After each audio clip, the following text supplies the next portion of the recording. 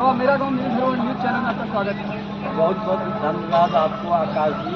ऐसे क्राइम में त्वरित कार्यवाही नहीं होते हुए लोकतंत्र के चौथे स्तंभ पर त्वरित कार्यवाही जो होने जा रहा है उस विषय में आप क्या कहना चाहते हैं? देखिए, वर्तमान परिवेश जो राजनीति बिहार में है वह सिर्फ राज सत्ता प्राप्त करने भर सीमित है।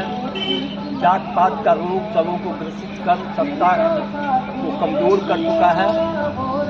कुर्सी पर आसीन होने के सिवाय शासन करने में कोई भी सफल नहीं हो पा रहे हैं। निरंकुश शासन है, ब्यूरोक्रेट निरंकुश है। शासन प्रशासन उसी काम में रुचि लेता है जिस काम में उसको व्यक्तिगत लाभ की कामना होती है।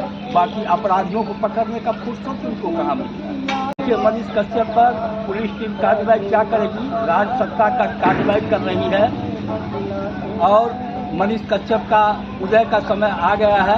मनीष कश्यप का उत्थान सुनिश्चित हो गया है। मनीष कश्यप को हम कोट कोट धन्यवाद ज्ञापित करते हैं आज अपने मिथिला से।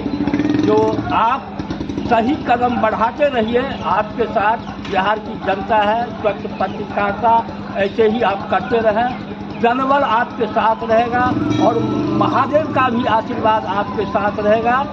जब कोई भी व्यक्ति सही दिशा में चलता है तो यह कलयुग है, बाधाएं आती है लेकिन उस बाधाएं को सत्य पार करता है और मनीष कश्यप पार करेंगे और उन राजनीतिज्ञों पर काली पोताएगी जो शासन प्रशासन को यूज कर मनीष कश्यप पर FIR के माध्यम से उसको जेल भिजवाना चाहते हैं। यह हास्यास्पद है।